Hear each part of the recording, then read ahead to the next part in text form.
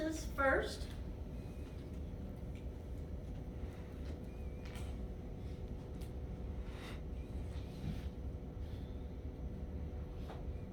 Specifically, elements.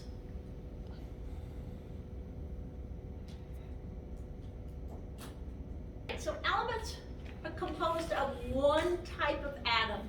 So our gold, there's just one type of atom. They cannot be broken into smaller substances. Now, we know an atom is made up of electrons, protons, and neutrons. But if I take out a proton, I change the element. If I take out an electron, I've changed the element. So we're not breaking those down into smaller substances that retain their identity. So atom is the smallest characteristic particle. Right now, there are 118 known elements, and not all of them are found in nature. So if you look, oh, this periodic table is really new. This periodic table has all of them named. So these have all been synthesized basically the last 5 to 10 years.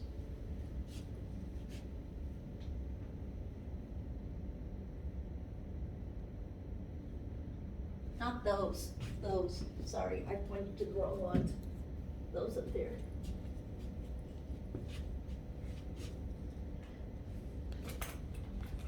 They're all synthetic elements. So the next element that is made or synthesized, we will have to go to an 8th row. So the periodic table will change again.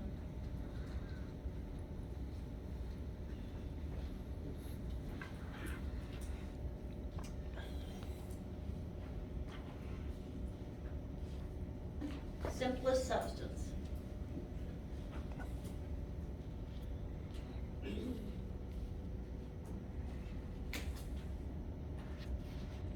When we talked about our elements that you have to memorize, we talk about you have to memorize the chemical symbols. So chemical symbols are always 1 to 2 letters. The first letter is always capitalized. By the way, we always print. We don't write in cursive when we're writing symbols, right? We always print. So the first letter is always capitalized. If there's a second letter, it is lowercase. So we have to be really, really careful. So if you see a capital letter, it says that it's the start of a new symbol. So when I write CO, that says cobalt. But if I get careless and I write it with 2 capital letters instead of the 1 lowercase, that now becomes carbon monoxide. So you have to be careful. If I have CS, CS is cesium. If I get careless and I make that S big, that's carbon and sulfur, and I'm wondering what you're doing. All right? So be careful with your letters. We'll have our first quiz, not next week, but the week after. First quiz. And that'll be over the elements. There'll be 20 elements. 10 of them you'll have to give me the symbol, and then 10 you'll get the symbol and have to give me the name, right? We always do that at 9:30, so, and give you like 20 minutes to do it. So if you're late, you kind of miss the quiz. All right, those are, again, the 60, we've already done that. So some fun ones that are hard to memorize because they don't look like what they sound like, or copper is Cu, gold is Au, iron, Fe, lead. So most of you have used a plumb line at some point. Everybody know what a plumb line is? You take a thumbtack or something, and you hook a string to it. And at the end of the string, you put some sort of weight. So you could put a washer or something at the end. And it makes a nice straight line, and they make professional plumb lines. And you plump the line if you've got a professional one, and it'll leave like usually a blue streak on it so that you can line up like your plywood and you get it all nice and square. Or if you're doing wallpaper, so you don't want wallpaper to be like this, make sure it's nice and straight. Potassium is the one that mercury and potassium are the ones that people have a really hard time with. Mercury is Hg and potassium, Kalium. And I thought it was kind of neat. It tries to tell you the elements potassium and sodium were unknown in ancient times. The name Kalium and natrium are the names that were used then for the compounds potassium carbonate and sodium carbonate. So they're kind of interesting.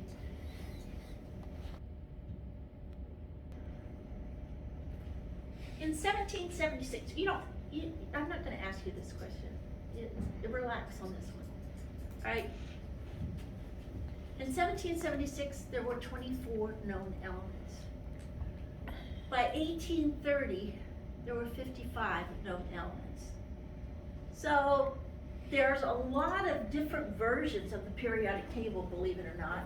But the periodic table that we have come to know was arranged by Dmitri Mendeleev, and you need to know his name.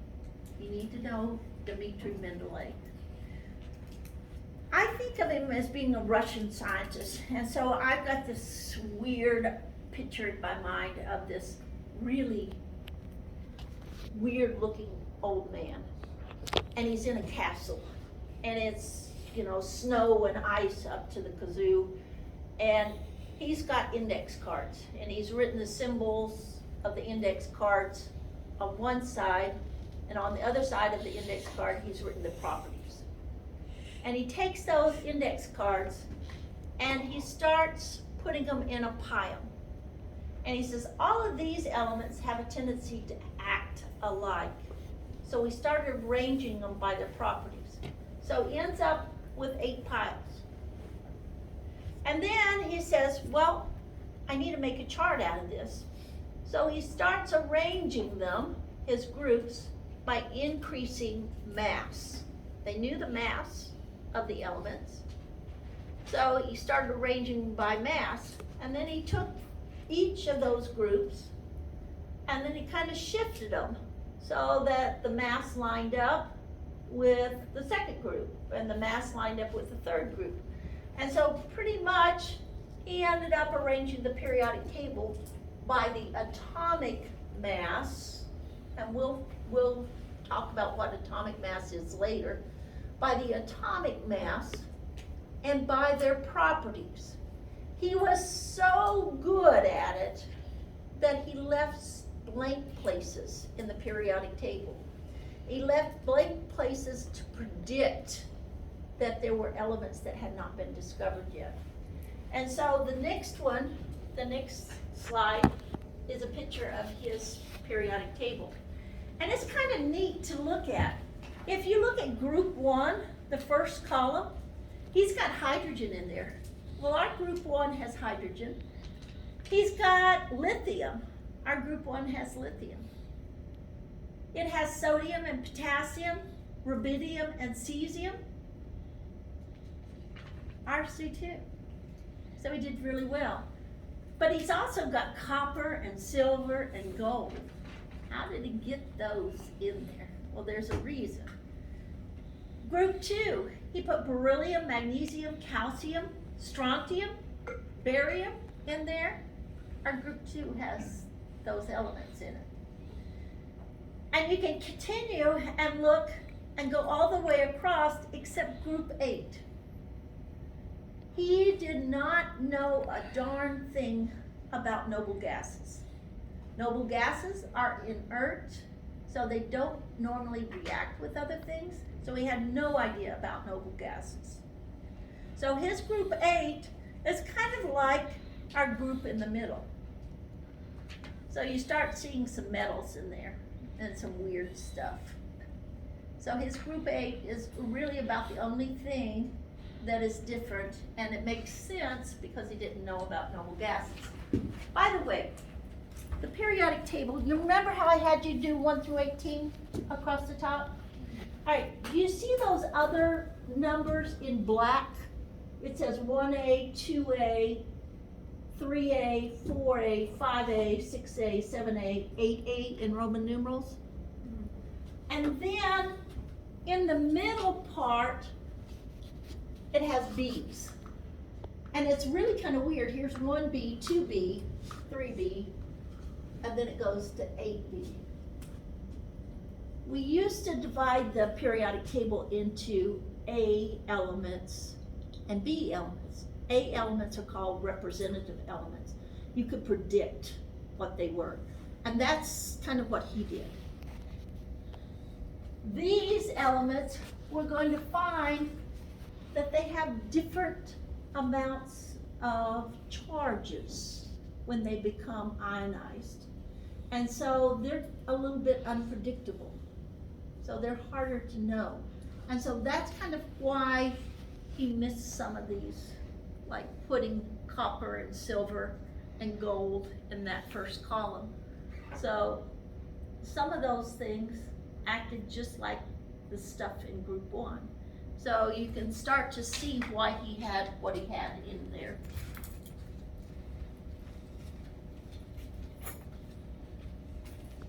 All right, so we did our periodic table. Again, when you look at a block on the periodic table,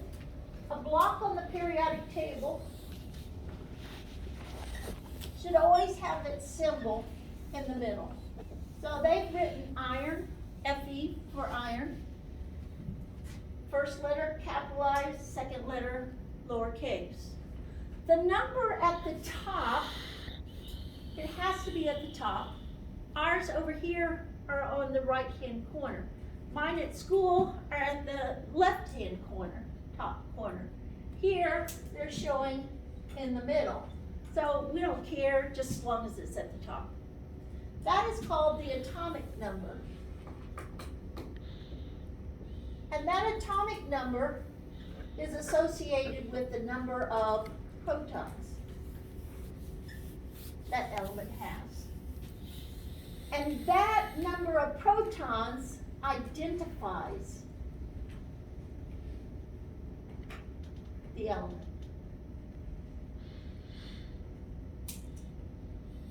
So that number is really, really, really, really important. The bottom number, the 55, and they've got 0.847. I put around to the hundredths place, always. And I will ask you to round to the hundredths place. That is called the atomic mass. And we're going to find out, not today, but later, that atomic mass is a weighted average of all known isotopes for that element. That's kind of a mouthful. So that atomic mass, that's how much we'll find 1 mole of a substance weighs.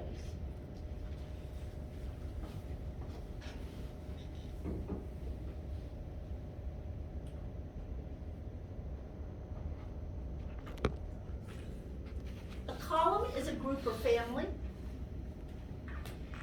Elements in each group have similar properties, and I told you I can even substitute stuff for another set of stuff if they're within that group. Common groups are the alkali metals, and that's going to come up on the next slide. That's group 1. Group 2 is the alkali earth metals, and we're going to put them on our periodic table here in a minute. The halogens are group 17, and the noble gases are group 18. Those B elements, the ones in the middle, are known as transition. And we're gonna, again, we'll put all of those on in just a few minutes. And the very bottom two rows are known as the inner transition, the rare earths, or the lanthanide and actinide. I usually call them lanthanide and actinide series.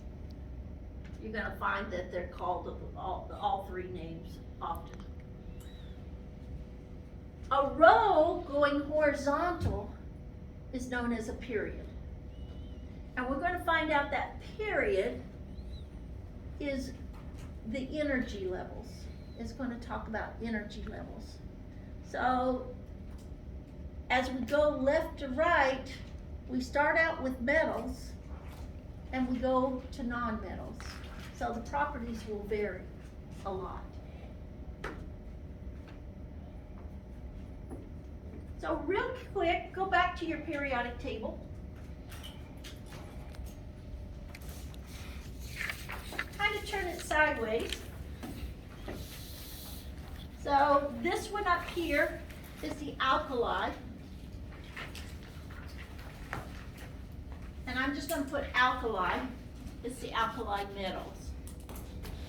The second one is called the alkali earth metals. And I remember them. People get these two confused. I remember this one has one word. This one has two words. Group 1, group 2. Alkali, alkali earth. And they're both metals. They are very predictable elements. So we can predict what's going on. The next one that I want you to put in is group 17, the halogens.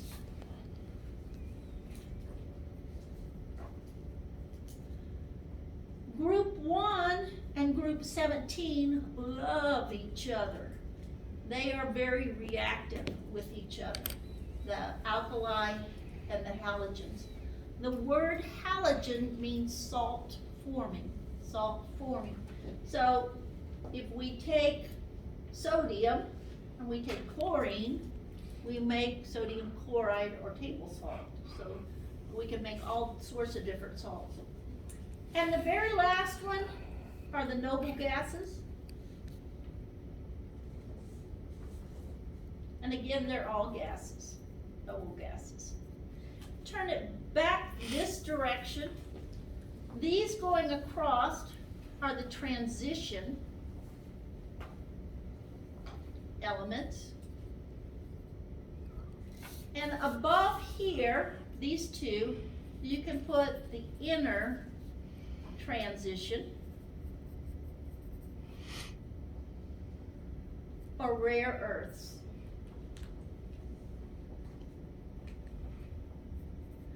And 6 is specifically called the lanthanide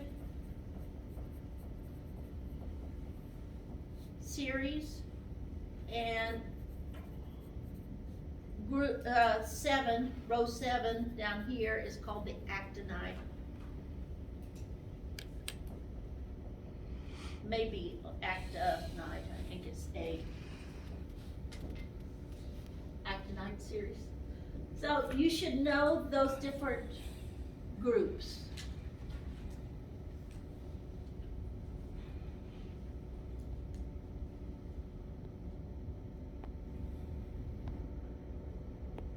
And we're going to go through those in just a few minutes.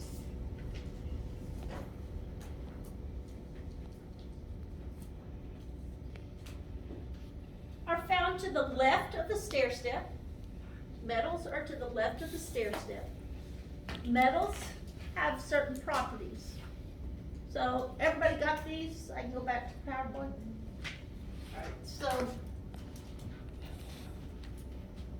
metals have characteristic luster, so they're shiny. They're good conductors of heat and electricity. Most of them are solids at room temperature. Mercury is a liquid at room temperature. We do not use mercury in the labs anymore. We don't use mercury in a thermometer anymore. We use alcohol. So mercury is considered to be hazardous.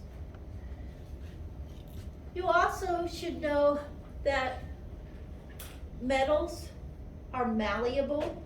So you take a mallet and you beat on something. So malleable means you beat it out into a thin sheet. They're also ductile. That means you can draw them out into long pieces of wire. So they make good sheet metal, good wires. Malleable and ductile. Non-metals have a tendency to be dull in appearance, and they're poor conductors of heat and electricity. If they're not a gas, they have a tendency to be, as a solid, almost powdery. So most of you have seen graphite. You put graphite in a lot, maybe to make your key work a little bit better. You might have done the Pinewood Derby at some point. People put silicon or graphite on the axles to make them turn a little smoother. So that's what I think of as powdery. And metalloids, those elements that touch that stair step, other than aluminum, aluminum is always a metal, they have properties of both the metals and the non-metals. So it depends on the conditions, if it's behaving more like a metal or non-metal.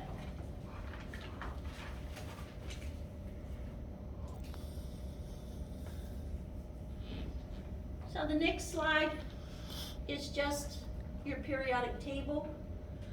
You always got to remember, hydrogen's misplaced. Hydrogen is the first element in group 1. It is not a metal. We call it the alkali metal group, but we've got to remember hydrogen is a non-metal. Hydrogen used to be placed above fluorine, number 9, but for the most part, it used to be, you'd find it in both places actually.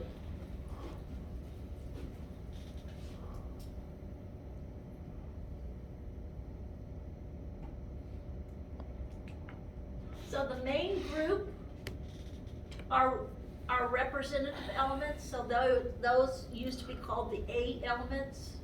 So 1A through 8A. You should notice that when you look, when we numbered these, this is 13 or 3A. So the 3 and the 3, chemists were happy. That 3 means something to us. 14 and the 4, oh, they're the same. So nobody had a problem when they changed it to 1 through 18 because the numbers still represented what we want them to represent.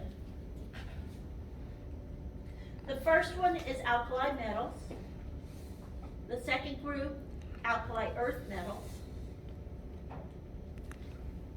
Group 17, the halogens. Group 18, the noble gases. The middle are the transition elements. And down at the bottom, the inner transition elements are the rare earths. Lanthanide and actinide. It looks like I misspelled actinide. It did have 2 eyes. All right, now we're going to go on to compounds. Compounds are 2 or more elements chemically combined at a fixed ratio. So you never see water as H2.5, O 1.5. It's always at a whole number ratio. So 2 to 1, 2 hydrogens to 1 oxygen. They can be broken into simpler substances by chemical methods only. The molecules, groups of atoms bound together, are the smallest characteristic particle of most compounds.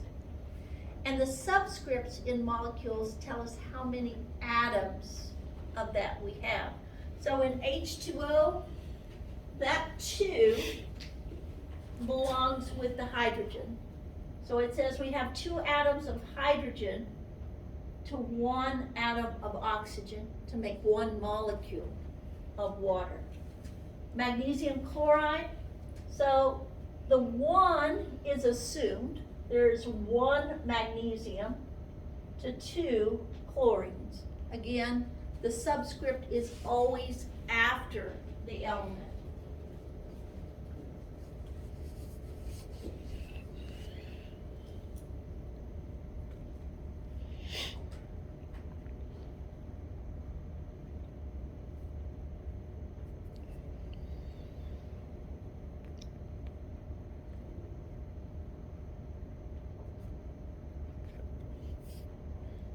Mixture is a physical blend of 2 or more substances.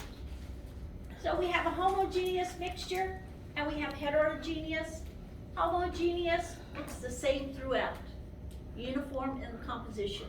Heterogeneous, you can pick out particles and you can pick out the different parts of them. So they're not uniform in composition. I always found that picture up the top right, it doesn't look the same throughout to me, but you got to get used to it. It is the same throughout. So you have particles of gold and particles of either silver or platinum in there.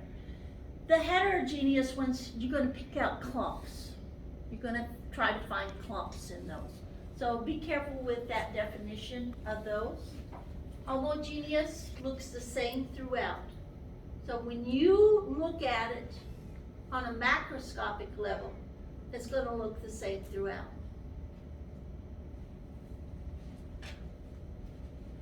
And a good example is if I dissolve sugar in water, you've got a homogeneous mixture. If I take dirt and I stir it in to water and I let it sit, the dirt ends up going to the bottom. I can pick out the dirt from the water. That's heterogeneous. So Fruit Loops would be a good heterogeneous mixture. So you can pick out the green and the red and the yellow, the different colors, right? You could separate them out into their different physical properties, and color is a physical property. If you had, I keep a jar in the garage, and when I find a nut or a bolt, I don't know where it goes to, it just suddenly appeared, I throw them in that jar. So in my jar, I've got nuts, and I've got bolts, and I've got washers, and I've got screws in there. I've got all sorts of things in there, but every once in a while, I have to dump it out and find the washer that I need, or find the screw that I need, or the nut that I need. They can be physically separated out. Italian dressing is a good example of a heterogeneous mixture. All right, you can see the different particles in a heterogeneous mixture. And again, this is just, we've seen this one already. Again, it's trying to show you on the microscopic level what they look like. All right, examples. Salt water. Salt water is just sodium chloride dissolved in water, and most of you know that the salt will dissolve in water, and it looks the same throughout. You can separate it. Calcium carbonate is the active ingredient in many antacid tablets. When you take your antacid tablet, it looks the same throughout. You break it in half, and you can't tell that it is a mixture of 2 or more substances, but you can physically separate those out. So you can call it a mixture. So the calcium carbonate itself, the CaCO3, is one of the compounds in that antacid. So that CaCO3, a compound is two or more elements chemically combined. Two or more elements chemically combined. So the CaCO3 is a compound.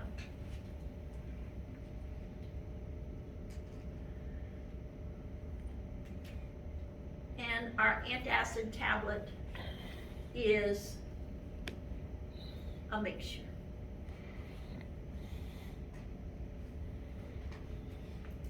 All right, let's talk about measurements. This is the last part of the chapter. There are 7 SI base units. You are required to know 5 of them. All right, so for length, again, we use the metric system. Length is the meter, and the abbreviation for meter is just a lowercase m. Be careful, we use a lot of m's, so a lot of times people want to use m for mass. That lowercase m is not mass, it is meter. The one that people miss the most, that you have to know, is what the SI unit for mass is. It's the kilogram. We use grams all the time, but the SI unit, the standard international unit, is the kilogram. I always say the physicists won out on that one, the chemists lost.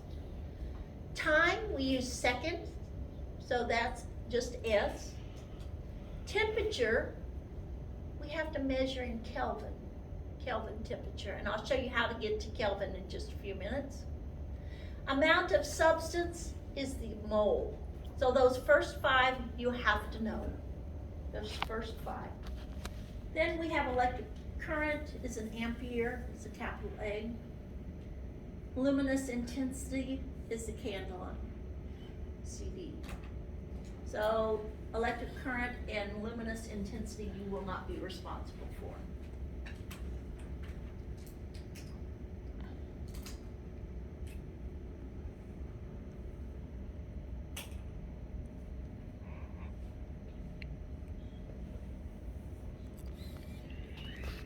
On Appendix A. Appendix A just talks about math. So next week, you want to bring a calculator, right? Bring your calculator.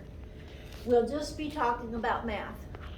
We use exponents a whole lot in chemistry.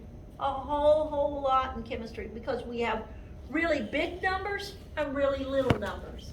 So little numbers, well, first off, let me just tell you, exponentials, we'll usually be talking about scientific notation. If you have a really small number, that exponent is going to be negative. If you have a really large number, that exponent is going to be positive. And we'll talk how do you do exponents and scientific notation next class. So just trying to get it in here for scientific notation. You really don't need to write that down. You'll get all of this next week. So if you look in your packet,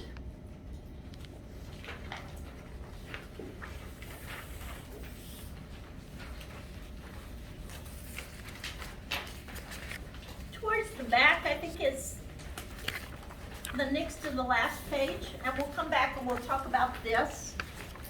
These are the units of the metric system that you'll need to know. All right? You need to know those units. So this one tells you a whole bunch more, but this one is kind of reasonable.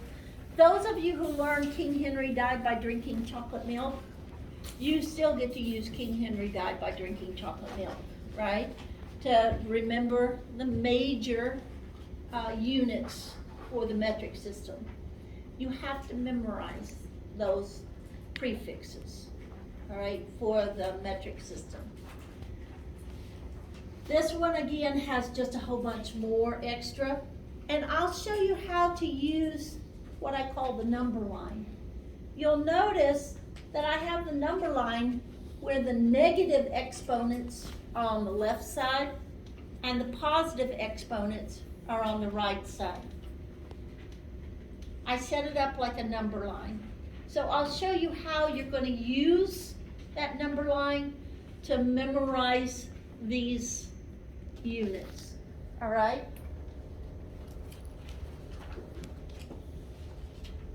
We'll get to that next class.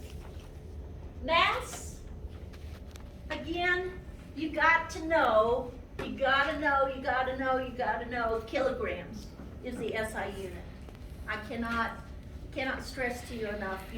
It will be a question on the test, undoubtedly. So we like to use milligrams. We have a tendency to use small numbers, so grams or milligrams. The physicists like to use kilograms. Chemists like to use grams. Length, the SI unit is meter. And if you go to any country except those 3 countries, and the US is one of them, you don't drive miles per hour, you drive kilometers per hour.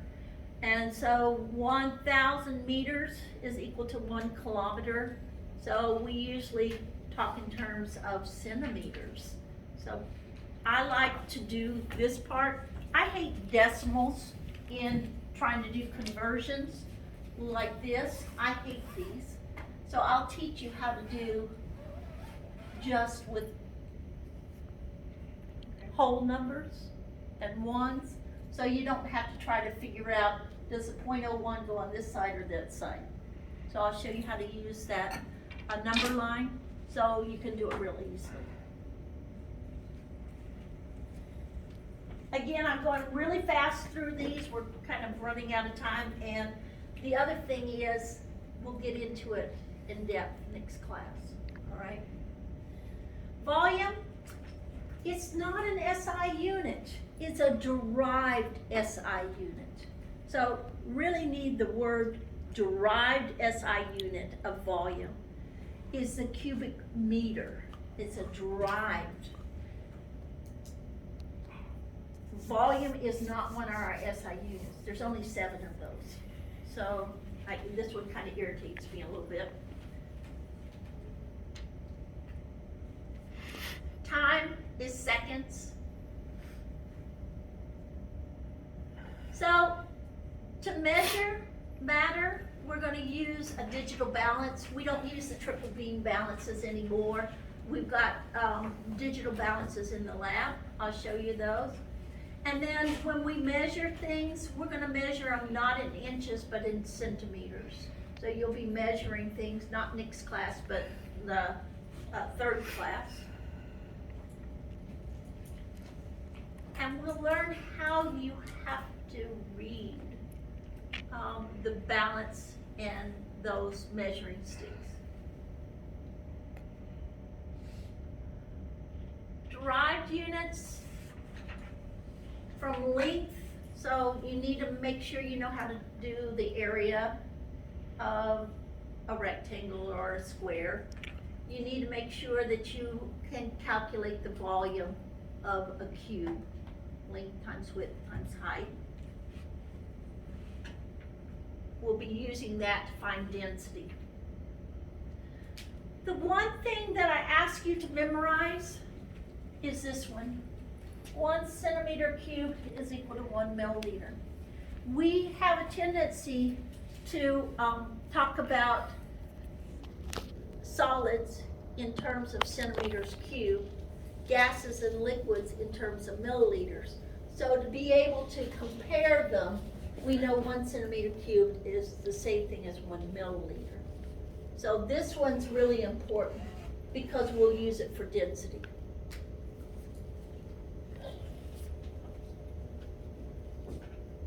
We use a graduated cylinder to measure volume. When we go into the lab, you're going to have a lab drawer. You're going to have lab drawers. And you're going to find that you have graduated cylinders in those lab drawers. The graduated cylinders are used to measure liquids. beakers, on the other hand, have little marks on them.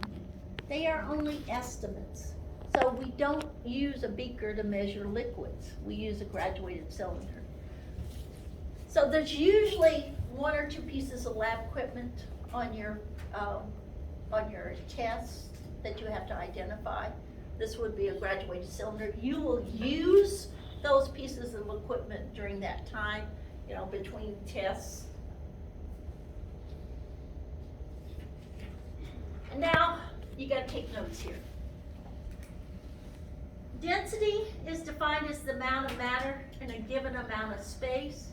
The formula is density is equal to mass over volume.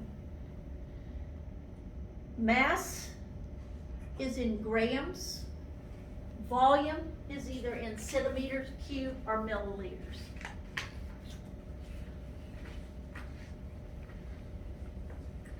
So when I look at this cube of metal on this balance, I see that that cube is 1 centimeter cubed. So centimeter times centimeter times centimeter gives me the centimeter cube. The mass of it is 8.94, so the density of it is 8.94 grams per milliliter. You will be being asked to calculate density, and I will show you how to calculate and do density in the lab. So on that 3rd lab day, you'll be doing density by water displacement, and I'll show you exactly how to do that. So we'll come back to this, but you need the formula, mass over volume. Density is equal to mass over volume. So again, mass over volume. So I will give you the density. If I give you the mass and I give you the volume, you should be able to calculate the density. You just put the mass over the volume given, and you're going to calculate it. That's about the extent of your calculations that you're going to have to do for density. Except when we go into the lab, we'll do density by water displacement, and I'll show you exactly how to do that.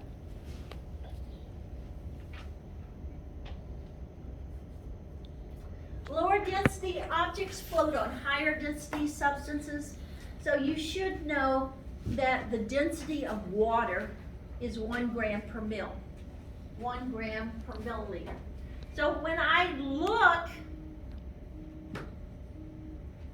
at substances in water, I can look and I can tell the densities of those substances. So I look, that cork is floating in the water. So its density is less than that of water. Those 2 metal pieces are on the bottom. Those 2 metal pieces, that tells me the density of those metals are greater than the density of water. When I look at the ice cube, I say, oh, ice floats, I know that. That's what allows us to keep fish and plants and stuff still living in during the winter. That ice has a density less than the density of the liquid water. And that's one of the characteristics of water that is so unusual than other liquids.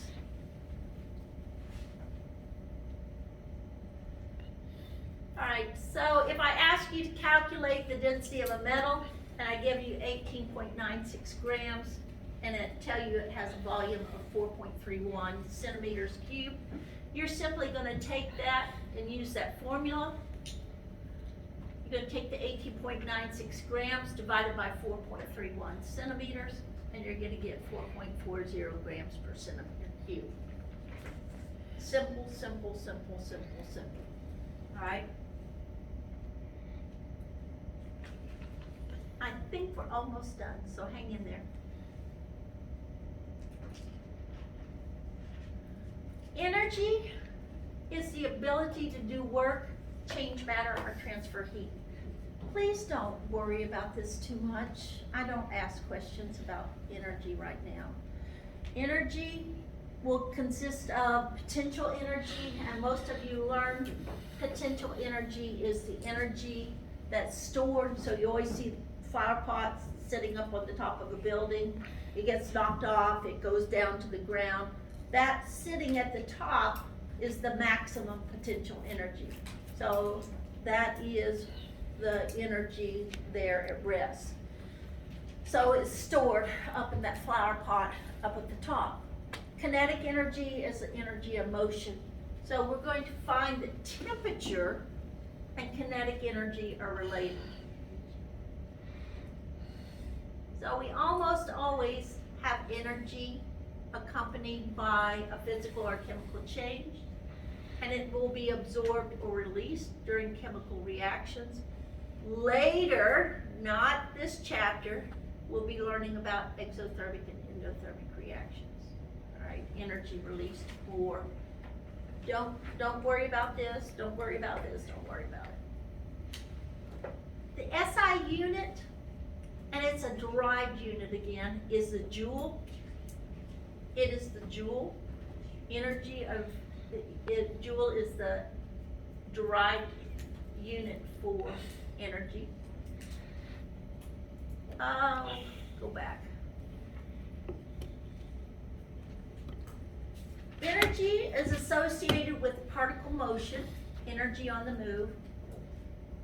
You do need to know energy always goes from a warmer object to a cooler object. So when your mother said, close that refrigerator door, you're letting all the cool air out, she was wrong. It was all the warm air going into the refrigerator, right? So flows from a warmer object to a cooler one. So the hot air is going into the refrigerator, not the other way around. You often will say, and I always get this, but why do you feel when you open the door it feels so cool? Well, the hot air is rushing in. What's happening to the cold air? It's getting pushed out, right? All right, so make sure you know that. That's key. In the United States, again, we don't use the metric system. The metric system to measure energy is the joule. In the United States, we use the calorie to measure energy, unless you're in science, and we use joule. All right, the calorie. Calorie is the amount of energy required to raise the temperature of 1 gram of substance 1 degree C. That's a mouthful. You don't have to know that definition. However, on the back of your food packages, you're going to see a capital C. That capital C is not an ordinary calorie. It is called a kilocalorie. It is actually 1,000 calories. So if your Coca-Cola is 125 calories, it's actually 125,000 calories is what you're talking about when you're drinking that Coca-Cola. All right? So capital C, you will pay attention. They always use a capital C, not a lowercase c, on your food packages. So 1 capital C calorie is equal to a kilocalorie is equal to 1,000 calories. I always find that's kind of fun. Makes you feel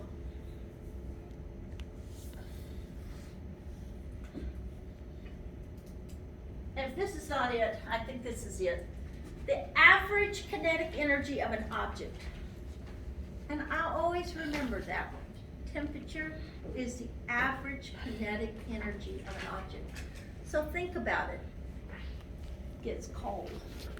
Those molecules slow down and they're moving in slow motion. They're cold.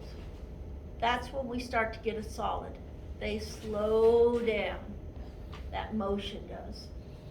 If we start heating them up, we are starting to give them more energy. And they have kinetic energy or motion.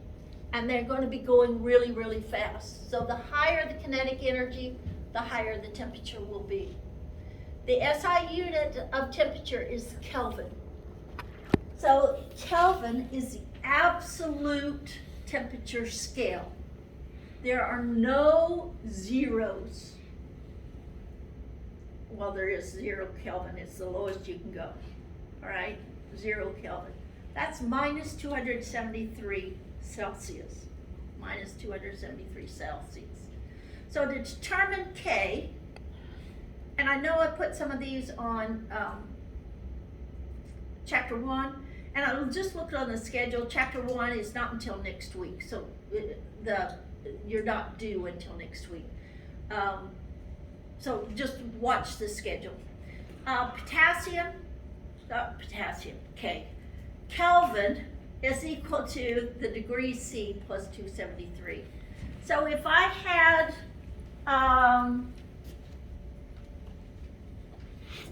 if I have 21 degrees Celsius,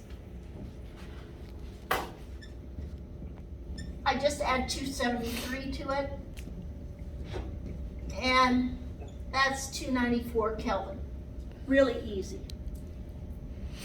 To go backwards, subtract 273 from that, and 21 degrees Celsius. All right, so you're just adding and subtracting 273. Your textbook says 273.15. We're not going to do the 0.15. We're just going to do 273. All right? Everybody good with that? And I think this is it. Don't let me be a liar. Oh, it just shows you the temperature scales. So if you look, Fahrenheit doesn't match up with anything. But if you look at the Celsius and the Kelvin scales, do you see that the range from 0 to 100, there's 100 increments in it. On the Kelvin scale, 0 degrees Celsius is the same thing as 273. 100 degrees Celsius is equal to 373 Kelvin. There's exactly 100 increments on the Kelvin scale too. So you can always compare Celsius and Kelvin very easily just by adding or subtracting 273. When we get ready to do gas laws, you can only use Kelvin in the calculations. So it's really important that you know how to do Kelvin. We're always going to be talking Kelvin. So when we go into the lab, we don't have thermometers that measure Kelvin. We have thermometers that measure Celsius. So we have to be sure we can change that to Kelvin when we need to. Anybody have any questions? I am done. Whew. All right, that's chapter 1.